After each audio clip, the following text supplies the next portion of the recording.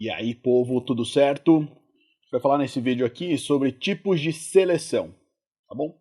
Olha só, tanto para o darwinismo quanto para o neodarwinismo, as pressões seletivas são agentes direcionadores do processo evolutivo, portanto, essenciais para compreender tais teorias.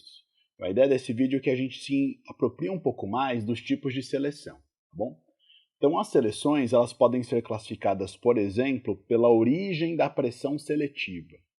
Dentro dessa perspectiva, nós temos três tipos básicos de seleção: a artificial, a natural e a seleção sexual. Tá?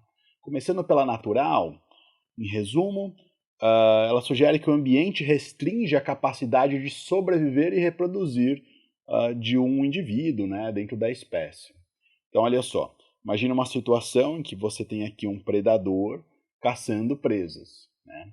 Aquela presa mais em destaque, porque de repente ela não está bem camuflada, ela tem menos chances de sobreviver e, consequentemente, de se reproduzir. Tá? Então, nesse contexto aqui, o que a gente tem é uma pressão seletiva natural. Tá? É um agente seletivo que compõe aí o ambiente em que esse organismo já existe. Existe um outro tipo de seleção, que é a seleção artificial. Nela, os humanos decidem quais seres da população tendem a se reproduzir. Por exemplo, imaginem aí os antepassados dos humanos, escolhendo aí os tipos de cãezinhos que eles vão usar, sei lá, para deixar dentro de casa, para deixar do lado de fora. Então eles vão avaliar características como beleza, como obediência, como ferocidade, tá? Então todo o processo de domesticação, por exemplo, ele é um exemplo de seleção artificial, porque a gente foi ditando quem que ia se reproduzir dentre os diversos seres de uma população. Tá? E existe também a seleção sexual, onde a preferência na escolha do parceiro reprodutivo dita os rumos evolutivos. Imagina então aqui uma fêmea de sapo, que ela tem aí dois candidatos, né, à procriação, e esses sapos eles estão lá cantarolando. O que vai acontecer? Ela vai acabar escolhendo algum deles em função dessa característica. Tá? Então, esses sistemas, né, de conquista de parceiros, eles geralmente estão muito relacionados, né, muito atrelados aos processos de seleção sexual.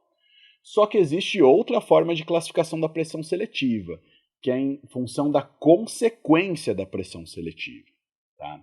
E aí, nesse contexto, nós temos três tipos: seleção direcional, disruptiva e estabilizadora. Vamos começar pela direcional. Aqui estou mostrando para vocês um gráfico. Tá? Esse gráfico tá relativo, né? Ele é relativo a uma população de besouros. Esses besouros verdinhos aqui, bonitinhos. Então, vamos olhar para esse gráfico aqui para entender. Imagina, então, que aqui no eixo X nós temos uma característica que é o tamanho da antena. Se você reparar aqui nesses desenhos, a única coisa que muda entre eles é o tamanho da antena. Esse aqui tem uma antena curtinha, uma antena média e uma antena comprida. Tá? Aqui no Y está sendo representada a incidência dessa característica. Tá? Então, se a gente prestar atenção, esse pontilhado aqui ele representa a população original. E na população original, a maior incidência é de indivíduos de tamanho de antena médio, nem curto, nem grande. Agora, quando a gente olha para uma população mais recente, então imagina que ao longo do tempo, algum tipo de pressão seletiva começou a atuar. O que vai acontecer neste caso, né, numa seleção direcional? Você vai ter o favorecimento de um dos lados. Então, olha só o que aconteceu na nova população: a maior parte dos indivíduos tem um tamanho de antena grande.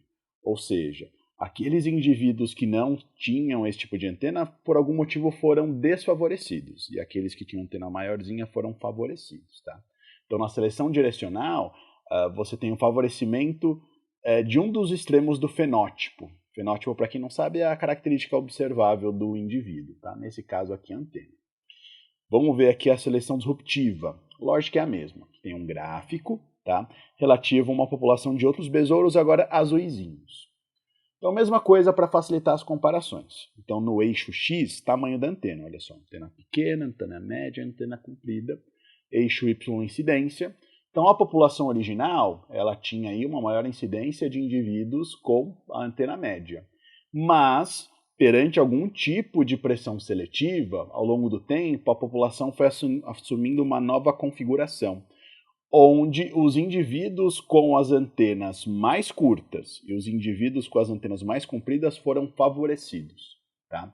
Então, na seleção disruptiva, você tem o favorecimento dos extremos do fenótipo, ou seja, dos extremos da característica observada. Tá bom?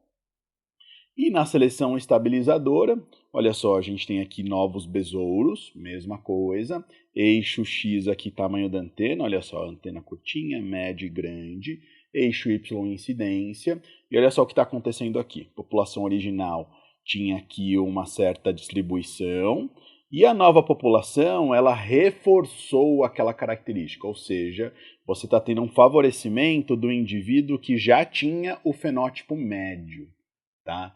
Então, na seleção estabilizadora, você tem o favorecimento do fenótipo mediano, ok? Pessoal, então, ó, a gente conversou aqui sobre os tipos de seleção, tá bom? Espero que vocês tenham gostado, beijos e abraços, até mais, valeu!